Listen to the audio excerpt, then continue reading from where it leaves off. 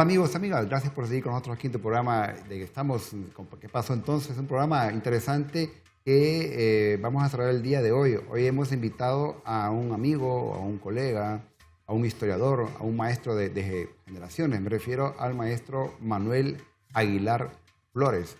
El maestro Manuel Aguilar Flores es licenciado en Historia, actualmente labora como docente universitario. Y una de las cosas interesantes de Manuel, o nosotros decimos realmente Manuelito, es que es el tema de la investigación histórica, ¿no? Por eso el tema de hoy lo hemos titulado Historia del Cementerio General y Teatro Manuel Bonilla. Qué interesante, ¿no? Historia del Cementerio General y Teatro Manuel Bonilla. Pero vamos a iniciar con el Teatro Manuel Bonilla. ¿Qué tal, maestro? ¿Cómo están? Muy bien, muy bien. Muchas gracias por haberme invitado y estar nuevamente con nuestro auditorio que ojalá les guste el programa. Iba a estar muy interesante.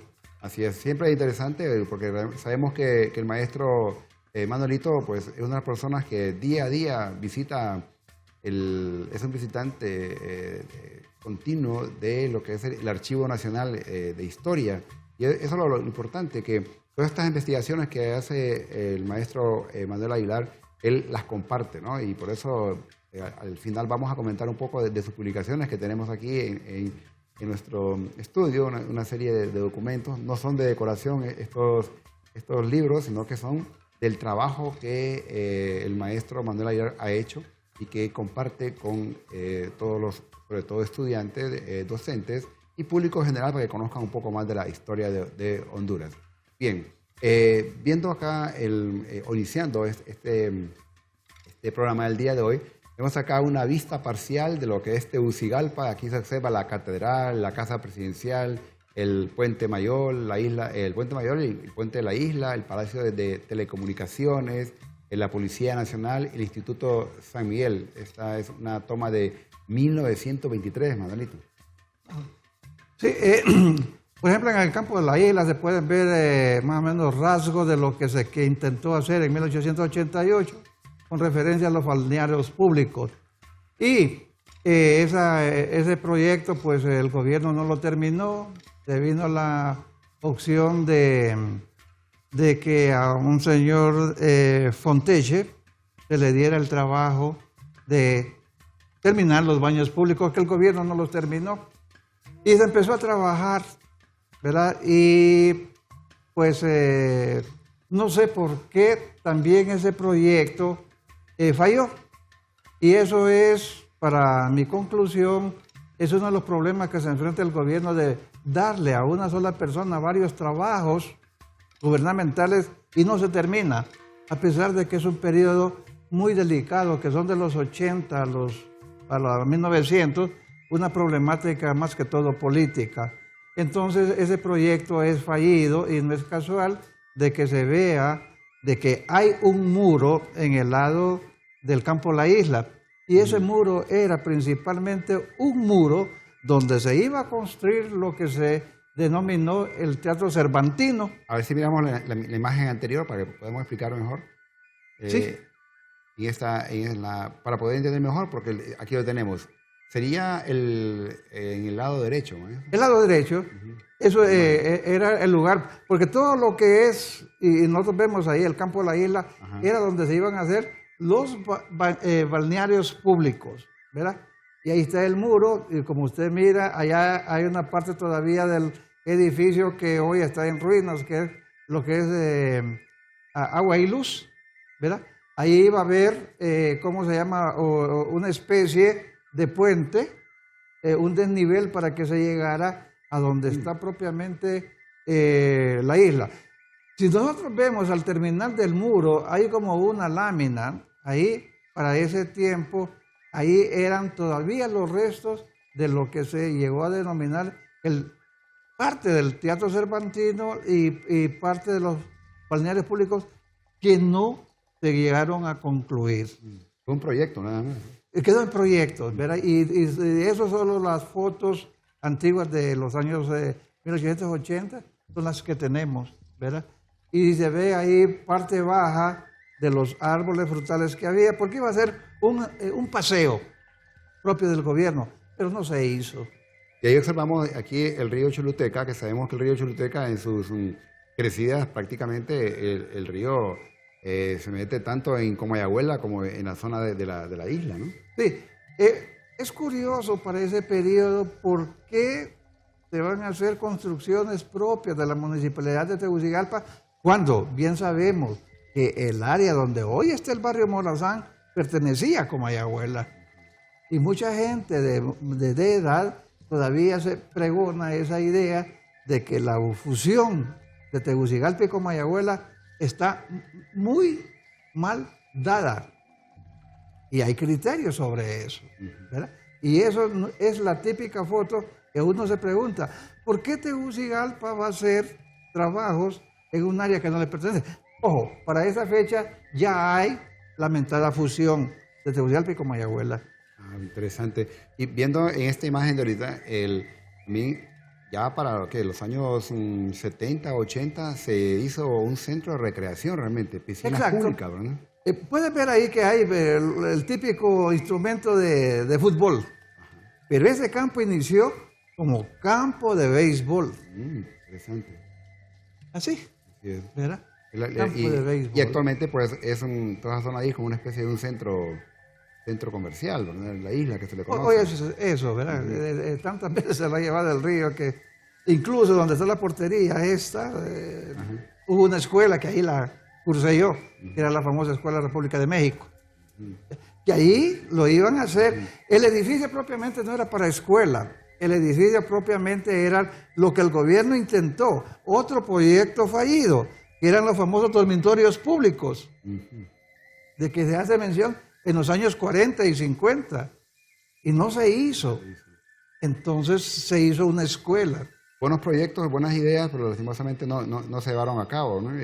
Por lo menos la visión que se tenía en ese entonces solo fue como plantear una idea, un proyecto, y no se llevan a cabo. Bueno, entonces el Teatro de la Cultura, que mucha gente conoce como el Teatro Manuel Bonilla, vamos a hablar un poco del inicio del teatro, cómo surge la idea, quién lleva a cabo este proyecto, y usted lo comentó al principio, el Teatro de la Cultura, en principio lo pensaban hacer donde actualmente está el centro comercial La Isla, o lo que se conoce la Isla. Luego este proyecto se movió. Se intentó hacerlo, ¿va? Y viendo que no se pudo hacer, se buscaron otros lugares, ¿verdad? Para allá para 1900 se buscó donde hoy es el Correo Nacional, ¿verdad? El correo, tal como lo vemos nosotros, para 1900 es hasta la mitad.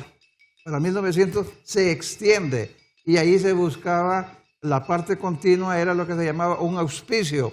Ahí se intentó hacer una casa propia para teatro, pero no se pudo hacer. Pero las funciones anteriores que se daban en Tegucigalpa del teatro era en lo que es el edificio antiguo que se denominaba Casa de Gobierno, que hoy es el lugar propiamente donde está el Congreso Nacional. Y mucho antes, cuando se traslada el inicio de la universidad del cuartel San Francisco, que nosotros denominamos que es el convento San Diego, y su iglesia San Francisco, se traslada a la Merced, hay un espacio y es necesario hacer presentaciones de teatro.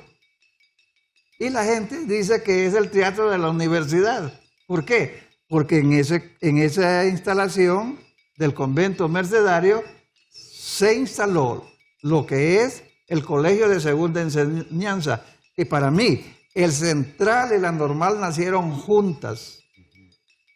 Realmente, ¿cómo se van intercalando este tipo de actividades de educación, teatro? Viendo en la imagen anterior, podemos observar lo que es el Teatro Nacional, el Teatro o la Casa de la Cultura, que se le conoce. Tenemos esta imagen de 1930, ¿no? Fíjate que en esa foto, hacia acá hace mención del Parque Herrera. Así es. Se hizo a consecuencia de que cuando iban a inaugurar en cierta toma de posesión, no me acuerdo del presidente aquí, era menester que se arreglara el parque porque había mucho sobrante de la construcción de ese edificio. Y ahí nace el Parque Herrera. El Parque Herrera, ¿verdad? Y ves es el único parque que está en alto. Y uno se pregunta por qué. Simplemente porque los aguaceros que habían en Tegucigalpa antes eran fuertes. Y como allá hay desnivel, y qué casualidad que todo ese barrio es barrio abajo. Entonces todas esas aguas inundaban ahí. Entonces se hace el proyecto de levantar el parque. Y hoy lo ves que es el único parque que es en alto. Y de ahí todo es bajón. Y ves que alrededor del teatro hay árboles. A principios de los 80 se acostumbra en todas las calles y hay infinidades de fotos que todas las calles tenían árboles. Así, como se han intentado infinidad de veces aquí. Y si ves lo último, en las placas de los carros, que ya la quitaron porque les dio pena, decía, cuidemos los árboles. Y hoy tenemos el problema palmeras y cositas típico. Y más lo que llama la atención esa foto es que hay 6 columnas. Miras el triángulo, hoy no lo tiene, ha cambiado completamente ese edificio. Las columnas decían que se habían empotrado, no, se cambió por completo. Y ese es el típico columna del Teatro Nacional. Que el hecho de ser Teatro Nacional es Manuel Bonilla, pero aquí le hemos cambiado unos nombres por caprichos del mismo gobierno. Teatro Nacional, a secas, Manuel Bonilla, pero ahí entra la cosa política. Y así va. Y miras muy cambiado, las columnas hoy no las ves, y cambios externos, ¿verdad? Realmente ver el teatro de esta forma simula, o por lo menos tiene mucha relación con lo que es pues, un teatro pues, allá de Francia, París, que vamos a comentarlo más adelante. Bien, vamos a hacer una breve pausa, pero antes vamos a ver un video que tiene que ver con la historia del Teatro de la Cultura Manuel Bonilla. Teatro Nacional Manuel Bonilla. El Teatro Nacional Manuel Bonilla es un centro cultural ubicado en la ciudad de Tegucigalpa, municipio del Distrito Central, capital de la República de Honduras. En el año 1905, varios intelectuales capitalinos amantes de las letras y el arte, incluidos Rómulo Ernesto Durón, Luis Landa Escobar, Froilán Turcios, Esteban Guardiola, Augusto C. Cuello, formaron un comité para conmemorar los 300 años de la obra Don Quijote de la Mancha de Miguel de Cervantes. Solicitaron al presidente de Honduras, Manuel Bonilla, la construcción de un teatro nacional en honor al escritor español.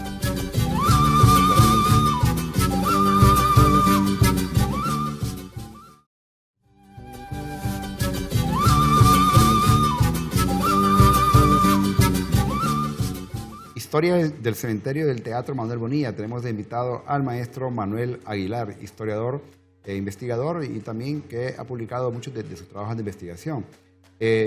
Maestro Manuelito, realmente el Teatro de la Cultura, como lo dije en el bloque anterior, es un teatro que no tiene nada que envidiarle a ningún teatro de la cultura de Francia, de Inglaterra, de París.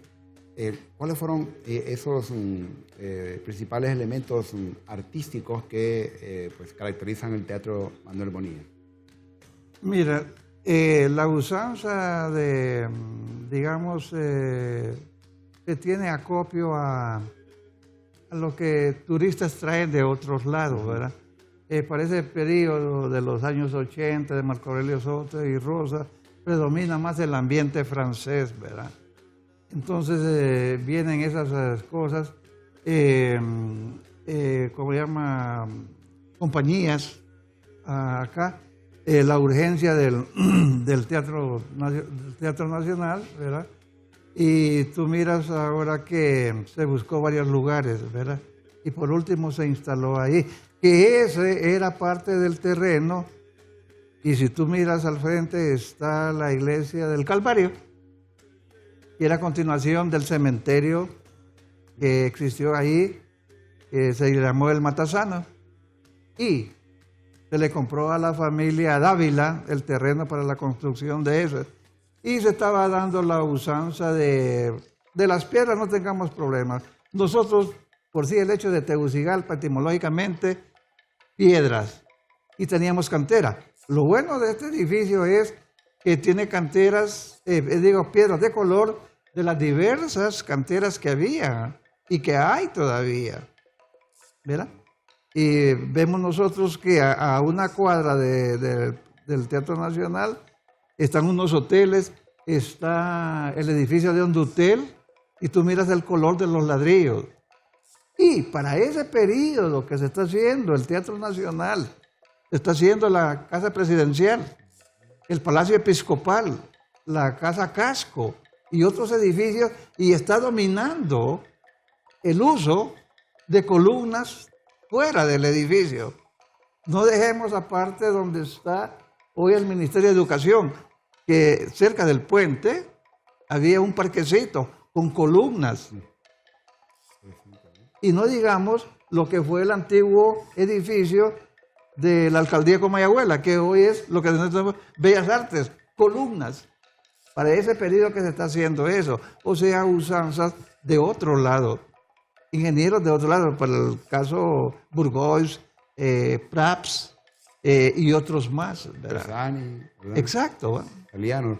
Interesante esa comparación que usted nos acaba de dar, porque el uso de las columnas, las famosas columnetas, se va a dar sobre todo en la arquitectura republicana.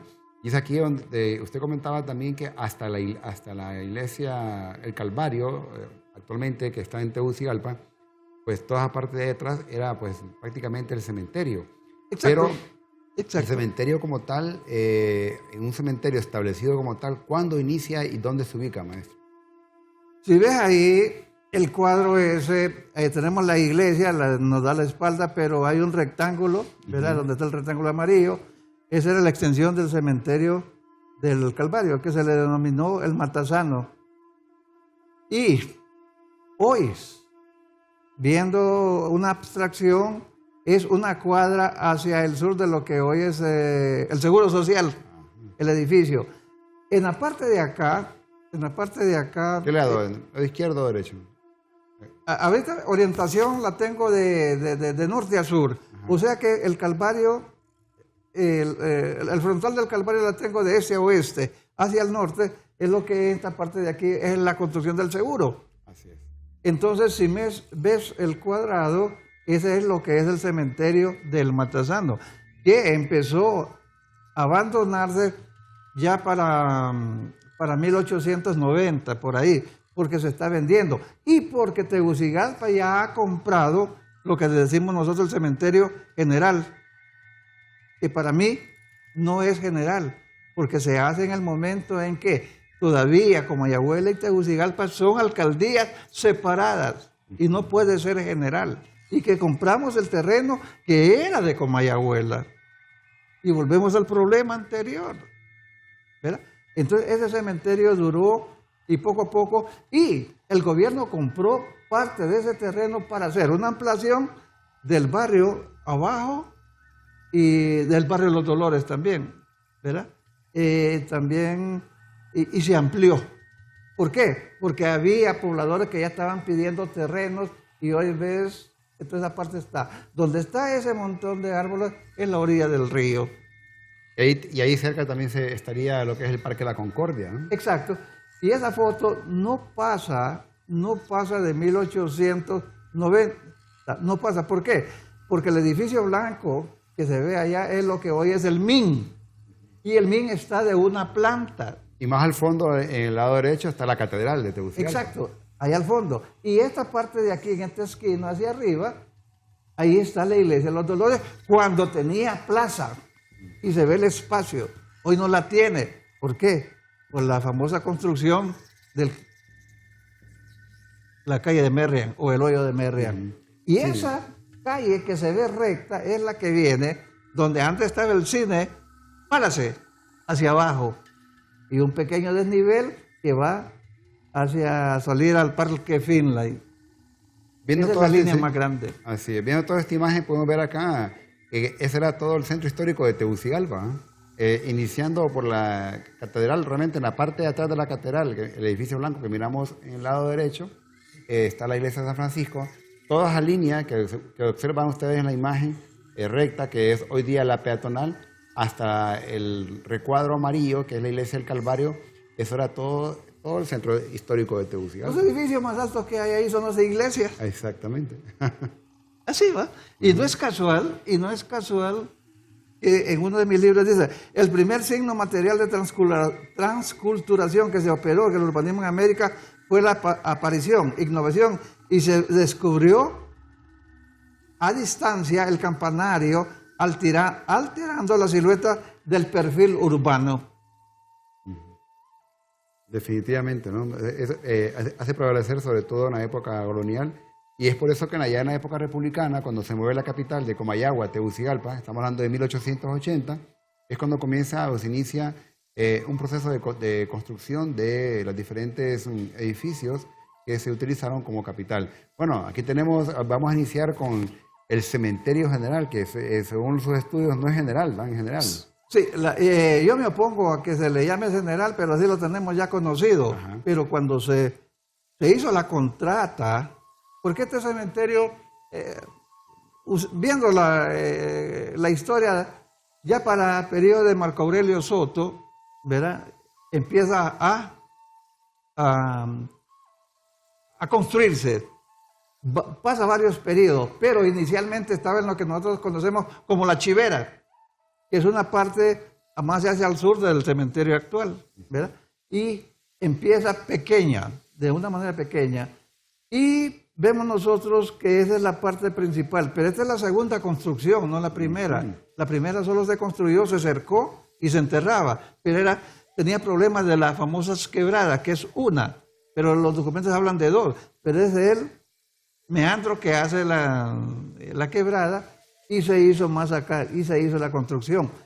Esa construcción, al estarse construida, también se contrata para ornamentos y todas esas cosas a la familia Durini, que las relaciona con las estatuas de Morazán de Cabañas, ¿verdad?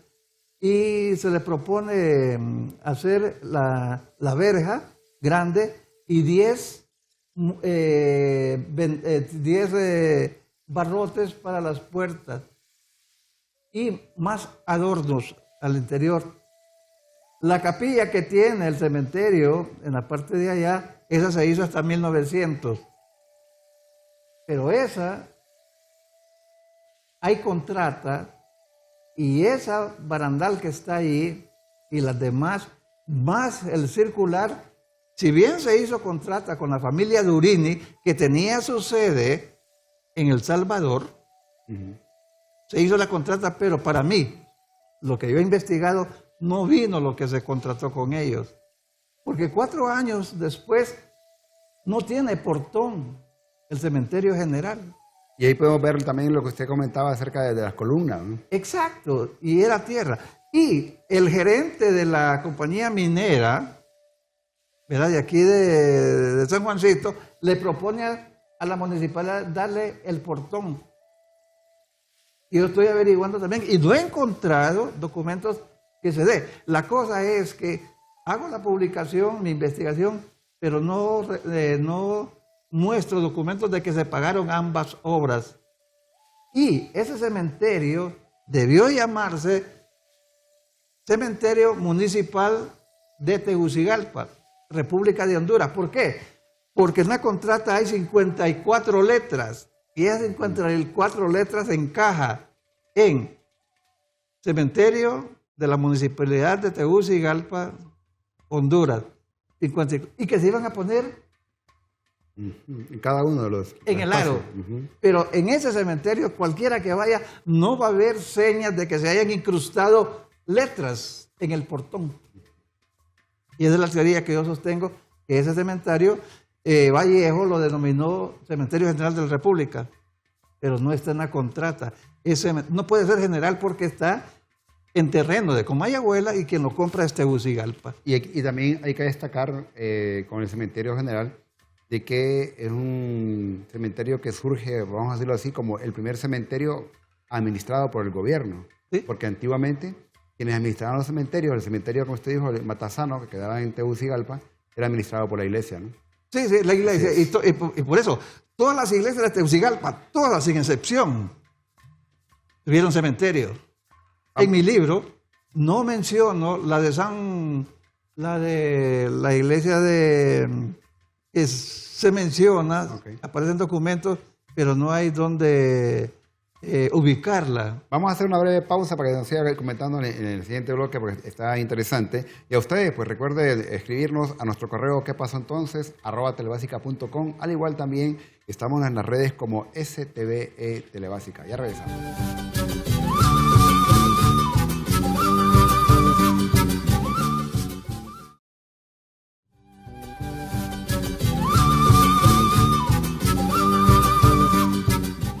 Gracias por seguir con nosotros en tu programa ¿Qué pasó entonces? Estamos hablando acerca de la historia del Cementerio General y el Teatro Manuel Bonilla con el invitado Manuel Aguilar.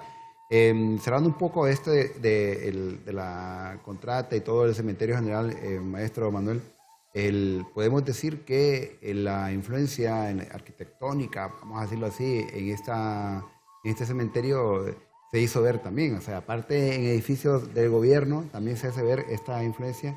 Y vemos como el gobierno prácticamente en ese entonces, el gobierno reformista, por así decirlo, retoma la administración de los cementerios. De aquí en adelante es el gobierno que se encarga de administrar los cementerios, ¿no?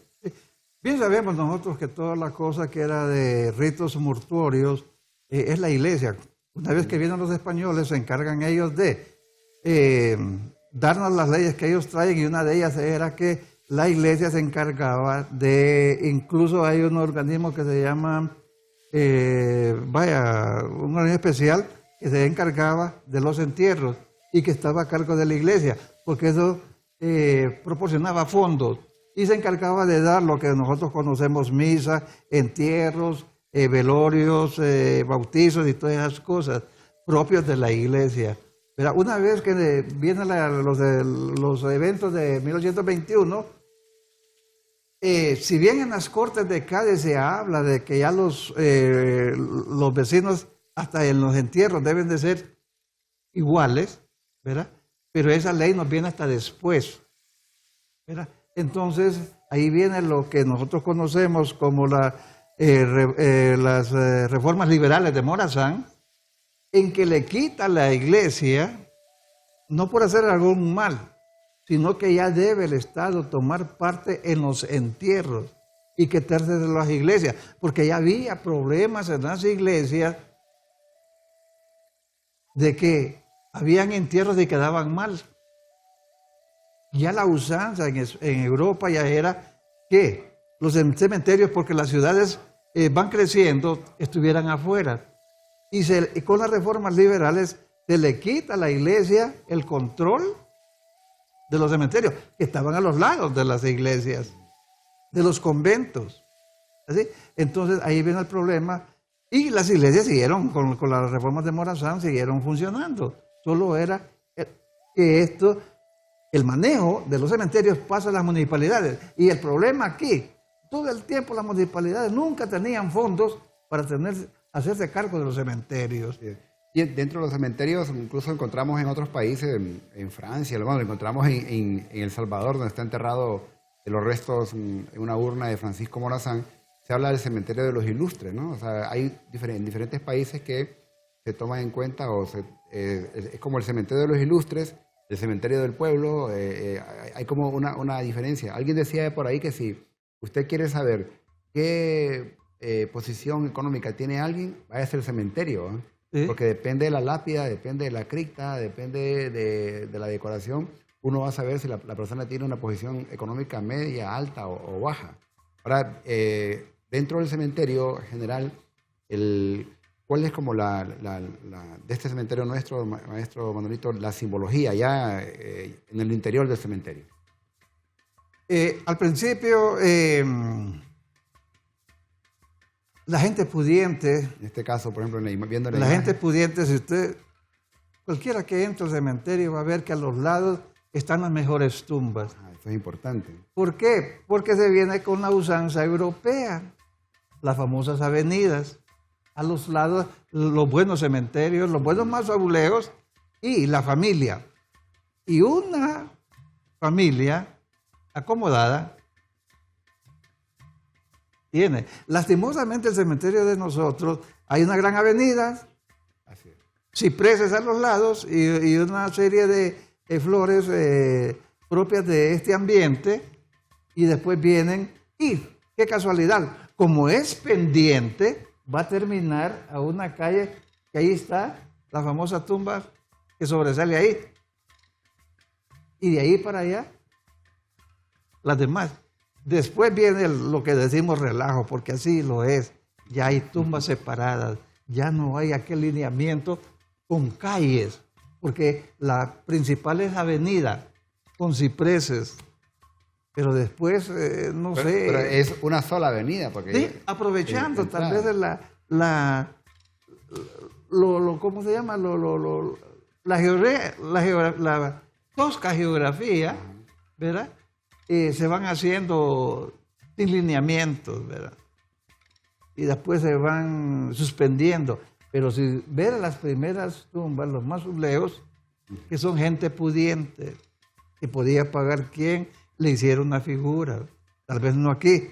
Tenemos la familia Durini, que estuvo en El Salvador, y consiguió muchos contratos de familia pudiente. Y la mayoría son comerciantes, son mineros, los que están a la orilla, e intelectuales de aquella época. Exacto. Por ejemplo, en este caso, cementerio. esa es la cripta de la familia Soto, la que vemos acá. Exacto. Y hay un caso de los Sotos, y lo voy a contar ahorita aquí. Soto es dueño del terreno que está donde hoy es Casa Presidencial, al fondo. Vamos por toda la orilla del río, hay una calle. El gobierno está queriendo hacer una calle que comunique esa calle donde está el Puente Carías hacia arriba, a llegar donde hoy es el Banco Central, que ahora es Relaciones Exteriores. Esa calle nació a raíz de que este señor, y que ahí era el basurero público antes, el gobierno quiere hacer esa calle. ¿Era? Entonces este señor le dice que hay una permuta, que él quiere ciertos lotes en el cementerio a cambio del terreno para hacer esa calle. La municipalidad la acepta. Y no es casual, fíjate bien, que al norte del cementerio, ¿qué colonia se llamaba la que estaba ahí? La Soto. Y ahí tenemos la cripta, pero en esta cripta es la familia de Soto, porque Soto no está enterrado ahí, Macabeo Soto. No, Y son otros. Está enterrado en el cementerio de los Ilustres en Francia, en París. Pero él dice en el testamento, en el convenio ese, que también muy probable para él u otros familiares de él, ¿verdad? Pero entonces, yo inclusive, hasta hoy me doy cuenta yo por qué se llamaba esa colonia, que ya no está habitada esa área de ahí, porque ya la dijeron que no es habitable, pero antes, ¿por qué se llamaba la colonia Soto? Y muchos no sabíamos eso, incluso yo, por un trueque que hubo de abrir la calle de la orilla del río que va a caer a lo que es el Banco Central, donde estuvo. Sí. ¿Por qué? Porque al frente estaba la Casa de Gobierno.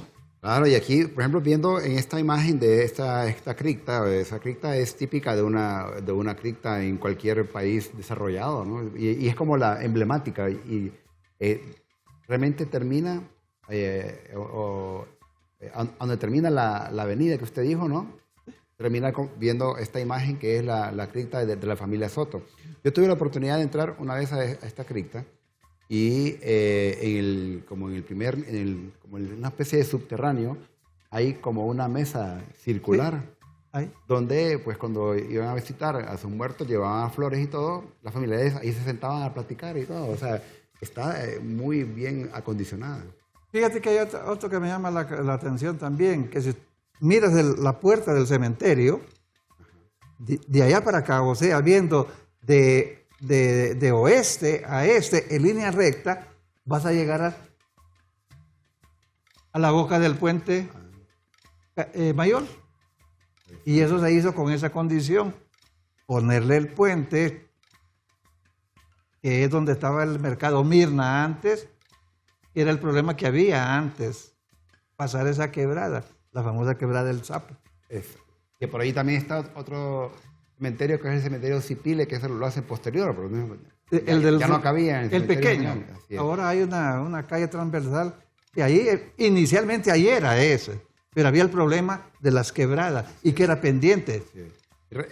Y usted comentaba, maestro Aguilar, de que cuando se construía el cementerio general, obviamente en la entrada principal, en esa avenida con cipreses y todo, las primeras tumbas, las primeras criptas, son pues, de los personajes ilustres, personajes, y aquí tenemos esta. ¿Nos puede comentar esta imagen? Esa es la de Soto, si no me equivoco. Es la de Rosa. Ajá. ¿Verdad? Una tumba hecha un libro. ¿Así? Y hay más, ¿verdad? Hay más.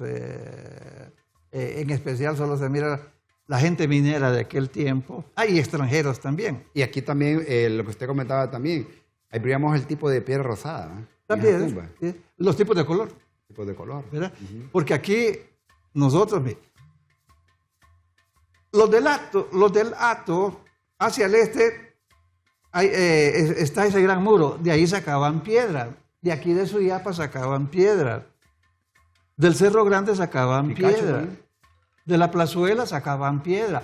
Atrás del Picacho sacaban piedra. Si aquí era cantera. El Country Club sacaban piedra. Las calles que están pavimentadas en el centro en aquella época también de ese tipo de piedra. O sea que por piedras aquí habían de color. Incluso hay un montón de edificios en el centro que a una distancia de una cuadra estás viendo edificios de tipos de piedra diferentes. Hondutel, piedra de este tipo de este. Y estaba lo que es, no sé si es el Marichal. Ahí vas a ver. Las piedras de la Casa Presidencial, las de yo le digo Monciatura, pero el Episcopal, de color. Es la influencia de la misma, ¿no? Por eso llama mucho la atención esta tumba de Ramón Rosa, considerado pues uno de los grandes ilustres y también el ideólogo de la reforma liberal en Honduras que hizo el gobierno con Marco Aurelio Soto. Bien, vamos a hacer una breve pausa y regresamos. Usted no nos cambie.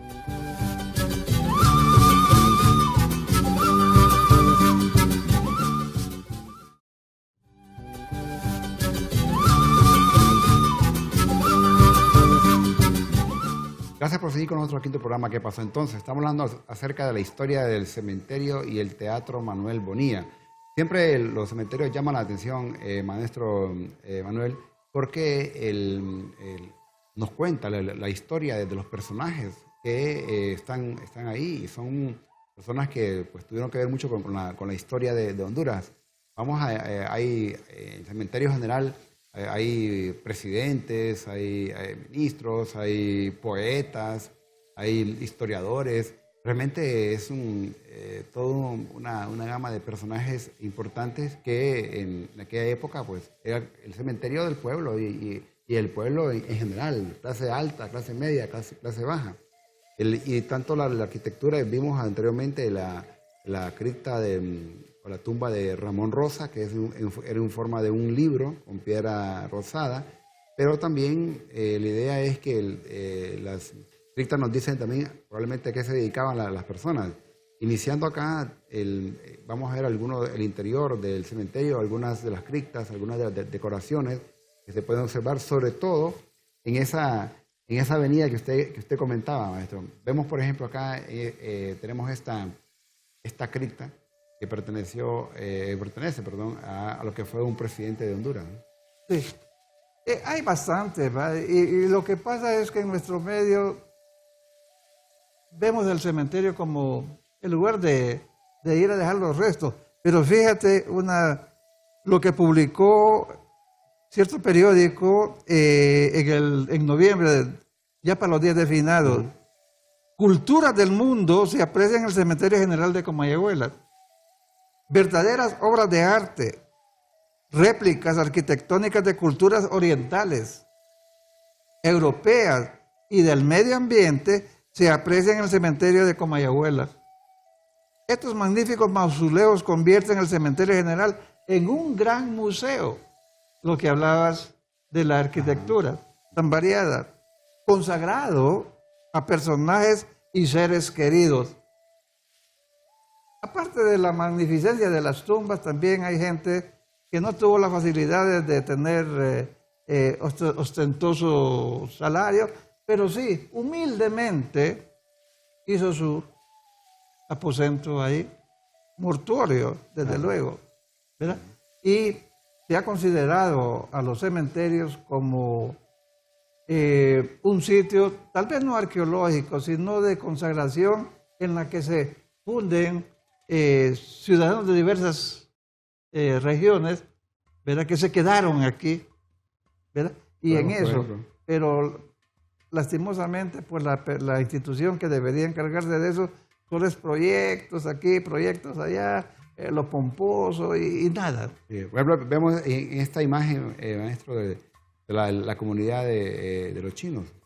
Lo oriental, va, ¿verdad? Y sabemos nosotros que da risa, pero es cada quien con su usanza, ¿verdad? Ideológica, que los orientales pues acostumbran llevar comida el día de finados, ¿verdad? Y nuestro medio pues solo esperan que ellos se vayan y le caen a los platillos, ¿va? Pero bueno,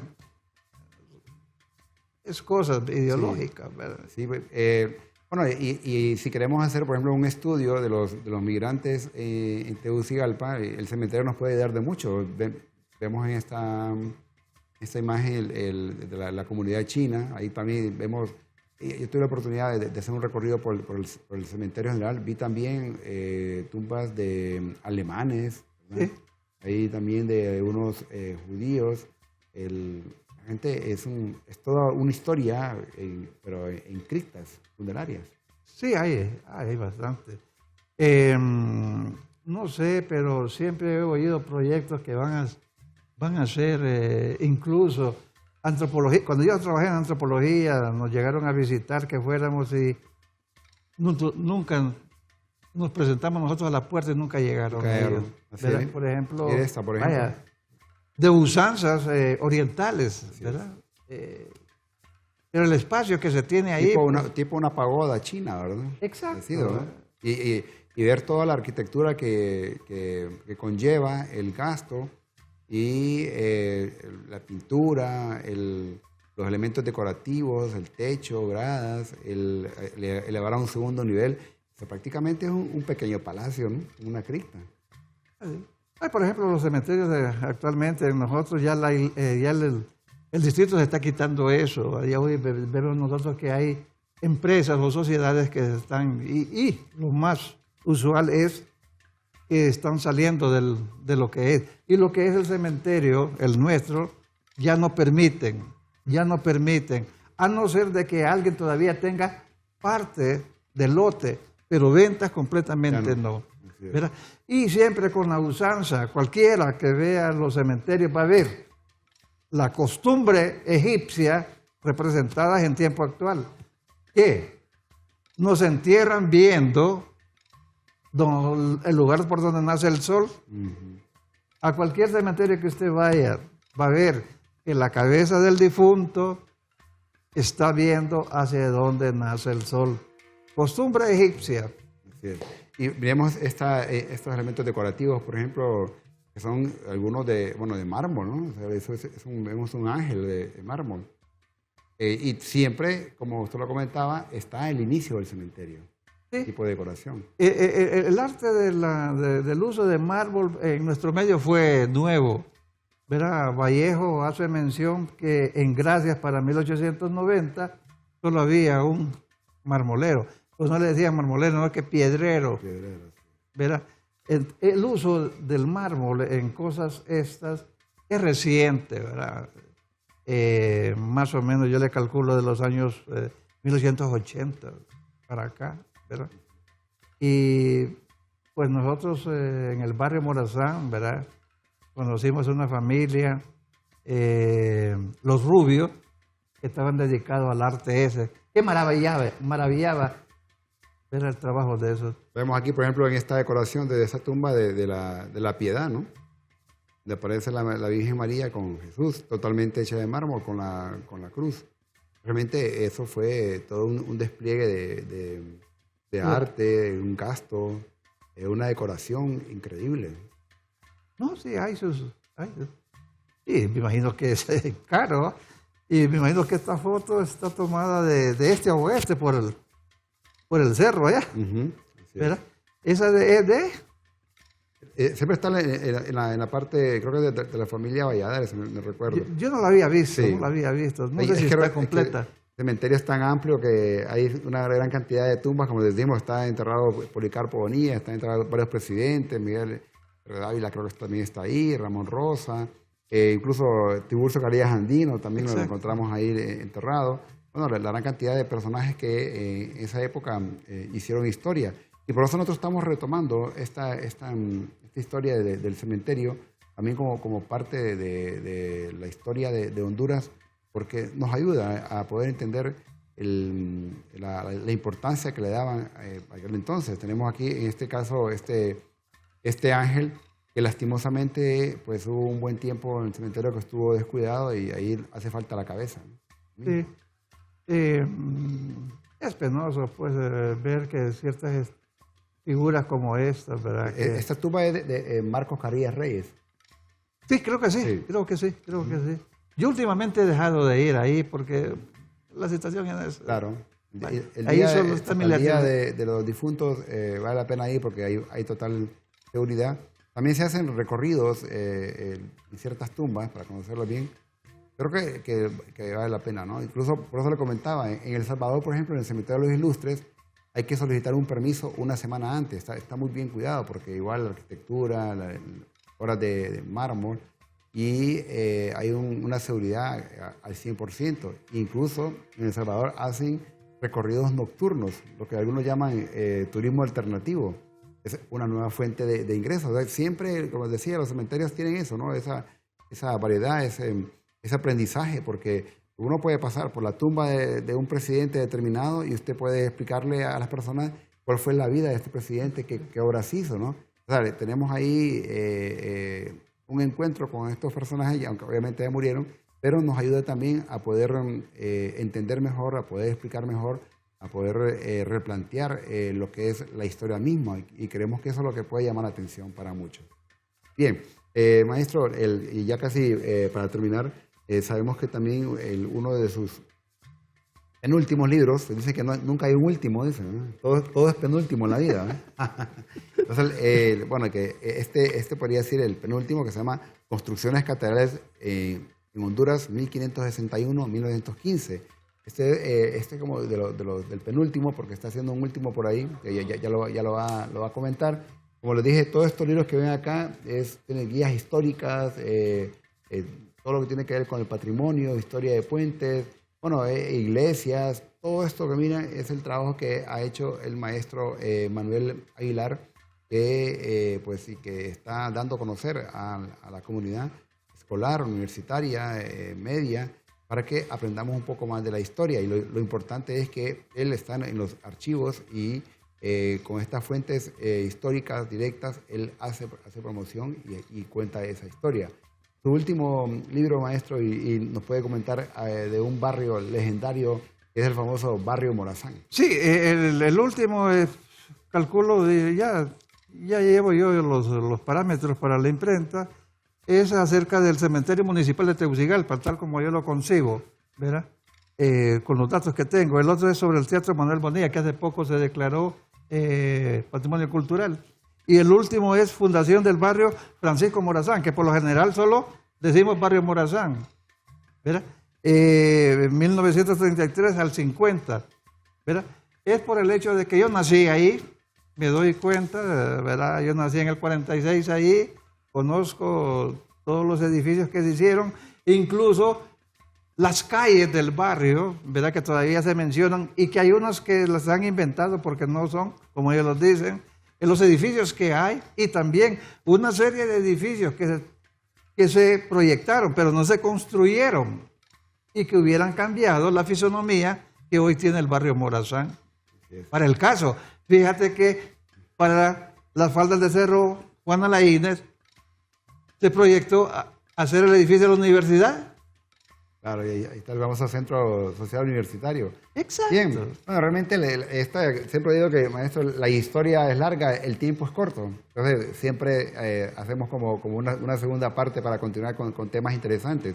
Así que agradecemos en forma muy especial al maestro Manuel Aguilar Flores por haber estado con nosotros y haber pues, dado a conocer esas investigaciones. Y a ustedes por seguirnos siempre en nuestro correo ¿qué pasó entonces? @telebasica.com. Al igual también estamos en nuestras redes como STVE Telebásica. Nos vemos en la siguiente. Gracias por seguirnos. Hasta pronto.